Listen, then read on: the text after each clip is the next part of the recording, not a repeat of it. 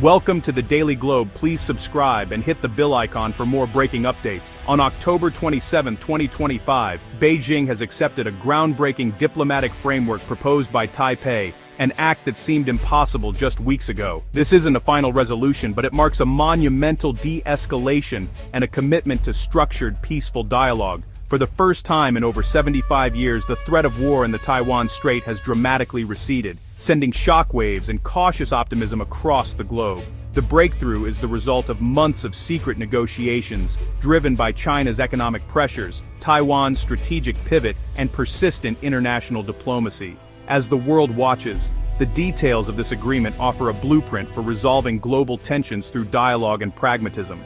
To truly grasp the significance of today's breakthrough, we must journey back to 1949, a pivotal year that forever altered the fate of China and Taiwan. The end of the Chinese Civil War saw the Communist Party seize control of the mainland, while the defeated nationalists retreated to the island of Taiwan. This split was not just a political division, but the beginning of a complex and often fraught relationship that would cast a long shadow over the region for generations. In the decades that followed, Beijing has consistently regarded Taiwan as a breakaway province, insisting on eventual reunification.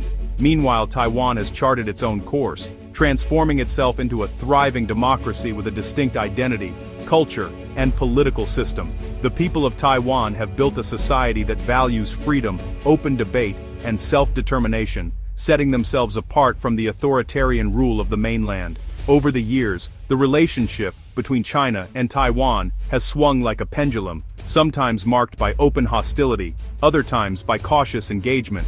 Landmark events, such as the United States' decision to recognize the People's Republic of China in the 1970s, and the adoption of the ambiguous One China policy, have shaped the diplomatic landscape and fueled decades of uncertainty and tension across the Taiwan Strait. In recent years, Beijing has dramatically increased both military maneuvers and diplomatic pressure, conducting exercises near Taiwan and seeking to isolate it on the world stage. Yet, rather than weakening Taiwan's resolve, these actions have only galvanized its people and leaders, strengthening their commitment to autonomy and democracy. As tensions escalated, the world watched with growing concern. The risk of catastrophic conflict loomed ever larger, with global powers weighing in, and the Taiwan Strait becoming a flashpoint for potential war. International media, diplomats and ordinary citizens alike followed every development, aware that the fate of Taiwan could reshape the balance of power in Asia and beyond. Yet, even as the situation seemed intractable, secret diplomatic efforts were quietly underway. Behind closed doors, negotiators from both sides began to explore new possibilities, seeking a path forward that could break the cycle of hostility and mistrust. These efforts, often hidden from public view, gradually set the stage for the astonishing breakthrough we witness today. The weight of history makes this moment all the more extraordinary. Decades of conflict, hope, and disappointment have led to this turning point, a testament to the enduring power of diplomacy and the human spirit's capacity for change. Economic crisis, not just history, forced Beijing's hand. China's growth slowed, the real estate sector collapsed, and foreign investment fled amid renewed US-China trade tensions. Youth unemployment soared, and the cost of a potential Taiwan conflict became unacceptably high for Beijing. The leadership realized that ongoing tension was harming China's economy and global standing. A strategic de-escalation became a necessity, not a weakness. Accepting Taiwan's diplomatic overture offered a way to stabilize the economy, reduce geopolitical risk, and signal China's readiness for pragmatic cooperation. Economic vulnerability opened the door to peace. The breakthrough came from Taipei's bold Taipei Initiative, a mutual non-aggression and cooperation pact. Taiwan agreed not to pursue formal independence, while Beijing renounced force and allowed Taiwan greater international participation. The pact freezes the sovereignty dispute for 50 years, giving both sides security and breathing room. A key element, joint economic and technology cooperation, especially in semiconductors, offering China a stake in the world's most critical industry. Developed in secret, the initiative was timed perfectly to catch both Beijing and the world off guard. It was a calculated risk that paid off, reading the shifting winds of geopolitics and economics. After weeks of silence, President Xi Jinping announced China's acceptance of the Taipei Initiative, framing it as a show of strength and strategic patience. Beijing pledged to halt military exercises and support Taiwan's participation in select international bodies. The move was met with relief and surprise in China, as state media quickly shifted to praise peaceful cooperation. Behind the scenes, economic pragmatists in the CCP prevailed over military hardliners, arguing that stability was essential for China's recovery. Xi's decision signaled a new era, one where prosperity, not confrontation, defines national strength. The agreement instantly redrew the Indo-Pacific's geopolitical map, creating a ripple effect that is being felt across the globe. This new alignment has significant implications for international relations and regional stability. For the US, it's a double-edged sword. The risk of war is gone, but the urgency binding its regional alliances may fade. The American military presence in the region, which has been a cornerstone of its foreign policy, might see a strategic shift. Diplomatic efforts will need to adapt to this new reality. Some allies may now seek closer economic ties with a less aggressive China, complicating America's strategy. Southeast Asian nations in particular might pivot towards Beijing, attracted by the promise of economic growth and stability. This could lead to a realignment of economic partnerships and trade routes. Japan, relieved but wary, sees both opportunity and risk in a China-Taiwan tech powerhouse. The potential for technological collaboration is immense, but so are the geopolitical risks. Japan must navigate this new landscape carefully, balancing its economic interests with its security concerns. European leaders hail the deal as a model for peaceful conflict resolution and supply chain stability. The European Union sees this as a chance to strengthen its economic ties with Asia, ensuring a more stable and predictable supply chain for critical technologies and goods. The agreement may also shift China's relationship with Russia, as Beijing seeks Western investment and a more moderate image. This could lead to a cooling of the Sino-Russian alliance, with China looking to balance its relationships between East and West. Globally, the deal is seen as a victory for dialogue, but its long-term impact will be closely watched. Analysts are debating whether this will lead to a more stable international order or if it will simply shift the points of tension to new areas. The Indo-Pacific's balance of power is entering a new, uncertain phase. The region's future will depend on how these new dynamics play out, with nations adjusting their strategies to navigate this evolving geopolitical landscape. The cross-strait agreement unleashed a wave of investor confidence, with Asian markets soaring. Investors, buoyed by the promise of stability and growth, poured capital into various sectors, driving up stock indices across the region. The financial districts buzzed with optimism as the news spread, signaling a new era of economic collaboration. Global supply chains, which had been under strain, began to stabilize. Ports and logistics hubs saw increased activity, with cargo ships and container trucks moving goods more efficiently. This newfound stability in supply chains not only benefited businesses but also consumers, who experienced fewer disruptions and delays. The peace dividend is real, businesses are thriving, and economic reports are reflecting this positive trend.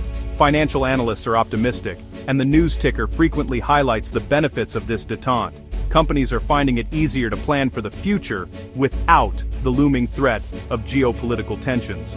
Companies are pausing costly relocations, choosing instead to invest in their current operations. This decision is driven by the newfound stability and the reduced risk of conflict. Executives are now focusing on optimizing their supply chains and improving efficiency within their existing facilities. Capital is flowing back into the region, with foreign investors eager to take advantage of the new opportunities. Financial news coverage highlights the influx of investment, and business people are seen exchanging contracts and forging new partnerships. This inflow of capital is expected to drive further economic growth and development. The new economic framework centers on semiconductor collaboration, with Taiwan's expertise in manufacturing and China's vast market creating a formidable bloc. This partnership is set to revolutionize the tech industry, with both nations benefiting from shared resources and knowledge. For Taiwan, this collaboration means access to a larger market and increased economic influence. The handshake between business leaders symbolizes a commitment to mutual growth and prosperity. Cross-strait business summits are becoming more frequent, fostering a spirit of cooperation and shared goals. Reduced military spending frees resources for social investment, allowing the Taiwanese government to allocate more funds to public infrastructure projects. This means better schools, hospitals, and public services for the people of Taiwan, improving the overall quality of life. However, deeper integration with China brings risks of economic dependence. Economic analysts are cautious, warning that Taiwan's growing reliance on China could make it vulnerable to economic pressures. Business conferences often feature discussions on how to mitigate these risks while maximizing the benefits of the partnership. Critics warn that economic ties could erode Taiwan's autonomy over time. Political debates in Taiwan's parliament reflect these concerns, with policy critics voicing their fears about the long-term implications of such close economic integration with China. Globally, the deal could slow the trend of reshoring as companies reconsider moving their operations back to their home countries. This could lead to abandoned overseas factories being revitalized as the economic benefits of staying in Asia become more apparent. The agreement creates a new competitive challenge for the West, as Asian markets become more attractive to investors. Western business leaders are now faced with the task of innovating and adapting to this new economic landscape, where Asia plays a more dominant role. A China-Taiwan tech bloc could dominate future industries, forcing others to innovate or fall behind.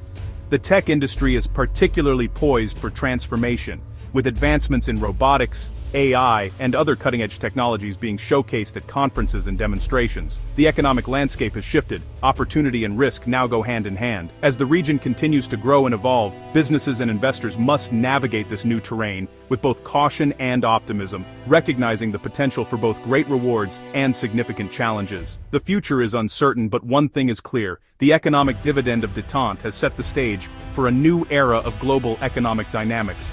As euphoria fades, experts urge caution. Dr. Evelyn Reed calls the agreement historic, but warns its success depends on continued goodwill and stable leadership. Retired Admiral James Stavridis notes the reduced risk of war, but stresses that China's military modernization continues.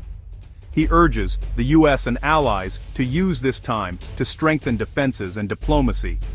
Economist Dr. Kenji Tanaka warns of a potential China-Taiwan tech monopoly, urging the West to invest in its own semiconductor industries. Human rights advocates worry that freezing Taiwan's sovereignty could legitimize Beijing's model and erode Taiwan's democracy. The international community must remain vigilant, supporting Taiwan's civil society and freedoms. The deal is a reprieve, not a permanent solution. October 27, 2025, marks the day the Taiwan Strait shifted from flashpoint to hope. This agreement is a product of pragmatism, not idealism, a recognition that shared prosperity is better than shared ruin. Economic interdependence, especially in technology, made war unthinkable and peace necessary. The path ahead is uncertain, with trust to be built and hardliners on both sides ready to resist. The US and global community must support this fragile peace, encouraging dialogue and stability. The Taipei Initiative is just the beginning of a new, complex chapter for China and Taiwan. Today, leaders chose dialogue over confrontation, a beacon of hope for a divided world.